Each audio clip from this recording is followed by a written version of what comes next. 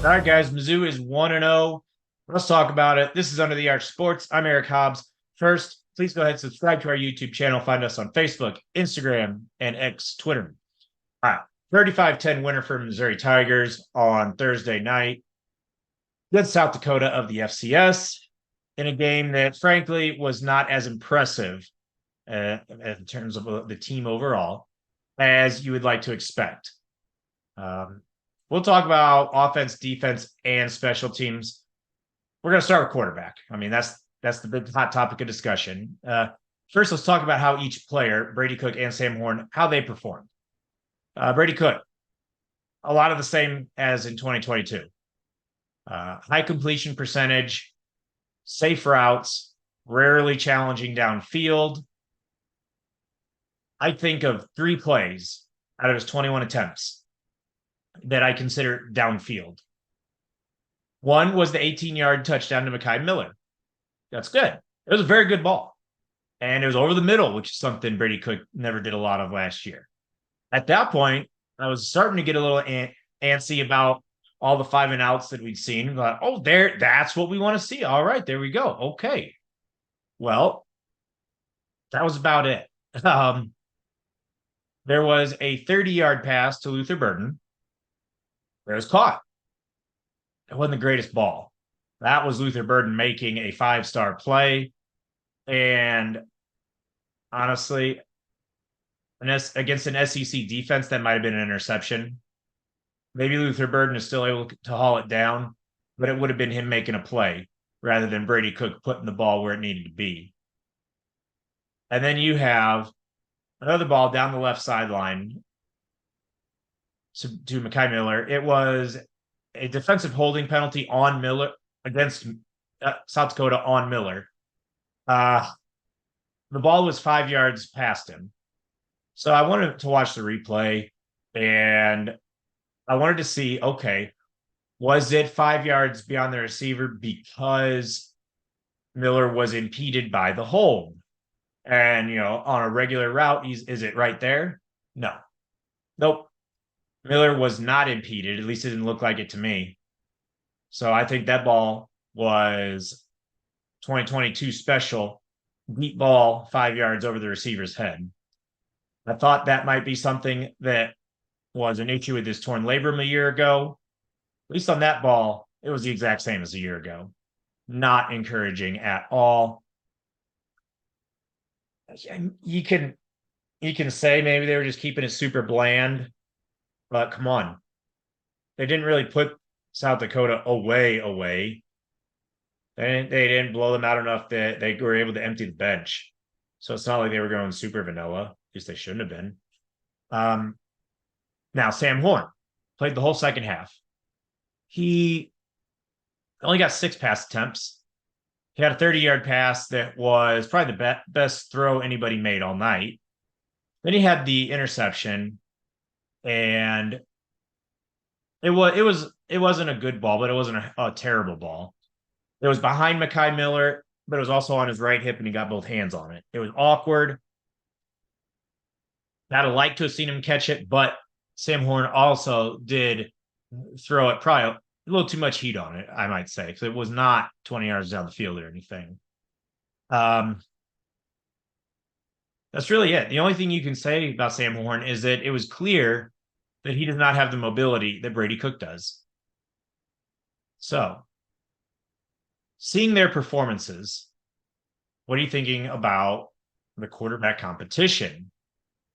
One, in terms of performance, you have to give Sam Horn a little bit of an incomplete. 6 pass attempts and a whole lot of handoffs to kill clock is not enough to, really showcase, your abilities and, make your case be the starter. So that's frustrating.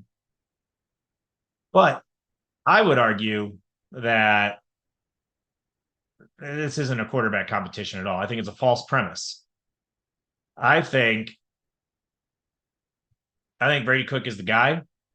I think Sam Horn was out there to get reps, so they have a backup with reps and any kind of experience. And I think Grinkwitz is calling it a quarterback competition because everyone wants it to be. But Even if Drinkwitz maintains it's a quarterback competition, I don't care what he says. Brady Cook will be the guy, and he will play every snap against Kansas State through the rest of the year, barring injury or a blowout. Feel confident. I also don't like the approach of one half for Brady Cook and second half for Sam Horn. I don't like that at all. Even if all you're doing is getting Horn some reps. If you want him to get reps, or if you truly are in a quarterback competition, you got to let him play in the first half before it's 28-3. Not only did it end up being 28-3 before Horn got to see the field, South Dakota started the second half with a drive that took up more than half third quarter. So he was limited. By the time he saw the football field, we're talking about barely more than 20 minutes left in the football game. That's not fair in terms of development or quarterback competition or anything. So I don't like that. I said in the preview video with David, we were discussing the scenarios, and we were talking like maybe 2 series and swap, maybe even a quarter, which David was okay with that, if I remember correctly. I didn't like it, but whatever. Point is, this approach doesn't help anything, I don't think. The bottom line is Brady Cook's going to be your guy going forward, regardless of what happens against Middle Tennessee State. As for the rest of the offense, Luther Burden he looks better. He belongs in that slot position that Don Lovett had last year. Luther Burden is going to bail this offense out at some point. It's going to happen with individual plays, or he'll turn the little tunnel screen. He'll break that for 80 yards or something at some point. He's just that good.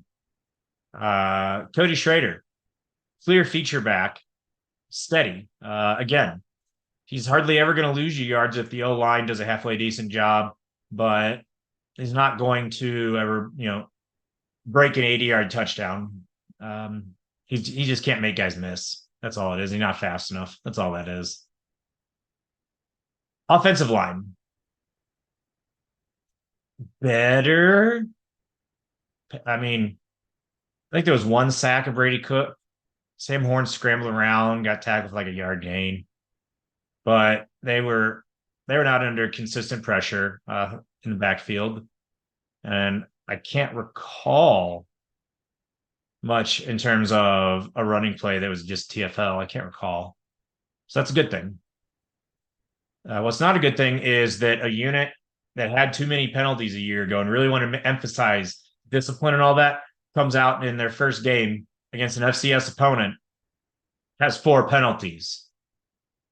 That's the same issues. Connor Tollison, I think he performed better. Snaps on the whole were better, at least to Brady Cook. It seemed like he'd never heard Sam Horn's cadence before, which blows my mind. I don't get that, but whatever. The defense, no such mystery, no such drama. They said, yeah, all right, FCS, South Dakota, yeah, no. And that was that. Yes, they gave up a touchdown late, but come on. They gave up less than 200 yards of total offense, and they gave up less than 40 yards rushing. And they did that with Chad Bailey and Jalen Carlisle not playing. You gotta be real nitpicky if you want to find something to criticize there. Shout outs to Johnny Walker for being a menace on the defensive line. And keep an eye out for Marvin Burks, the true freshman out of St. Louis. He had a decent amount of reps. Before it's over, looks like he might be a monster back there at safety. So he looks like he's going to be a stud before it's over. Growing pains will happen, I'm sure, but yeah, his play was encouraging. Not so for Harrison Mevis.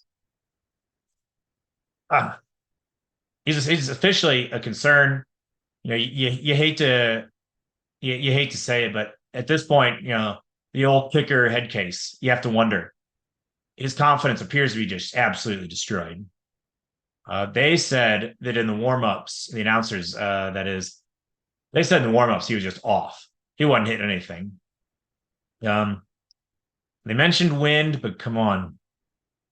He missed both field goals, and he had an extra point that was just an absolute shank. I was negated by a penalty, and then he on the retry he hit it, but that was brutal. To be fair, I believe it was the second field goal. The laces did not get rotated, so he was kicking right into the laces, and that'll screw things up every time. But we've seen how special teams field goal kicking can lose you a game. We saw it with Mevis Auburn last year. And right now, you have to be concerned that that's going to happen again at some point. Maybe not a field goal as time expires, but missed field goals throughout a game and Missouri ends up losing by 2 or something of that nature. It seems like that is in serious chance of that happening. All in all,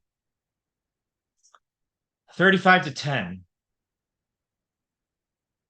The 10 you're fine with, especially given the way it happened. Touchdown in what amounts to garbage time. Defense that was dominant when they were really trying. The offense, nope, not good enough.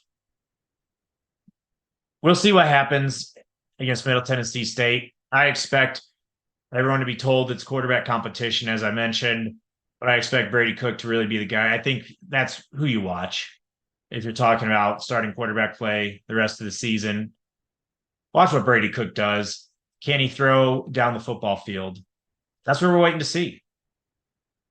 We're also waiting to see, just one thing I forgot to mention.